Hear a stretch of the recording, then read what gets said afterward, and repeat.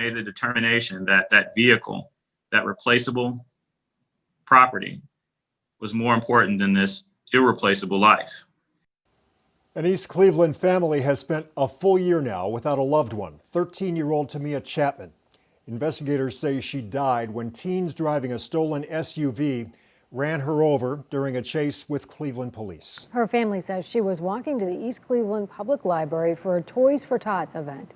News 5's Emily Hamilton has more on the changes her family wants to see to keep this from happening to anyone else.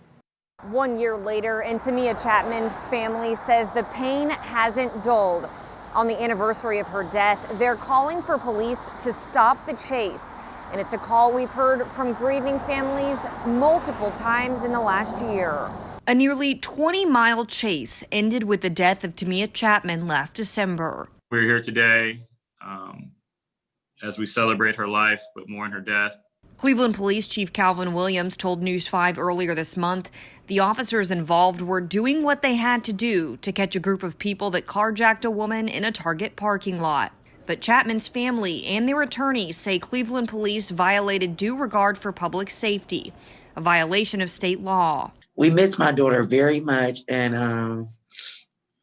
I just want the police to stop the chase, and get to the bottom of this to figure out what happened to her. These children were getting out of school. So at 2:30, 3 o'clock, kids are coming home from school.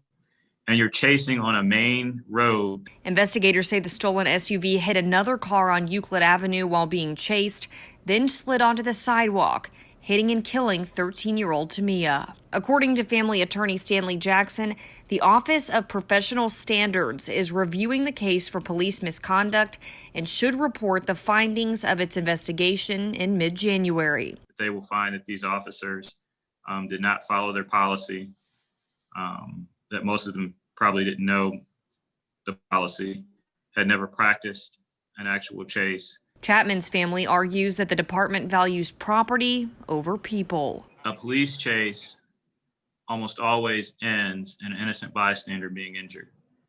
That the chase must stop. Simply the chase must stop.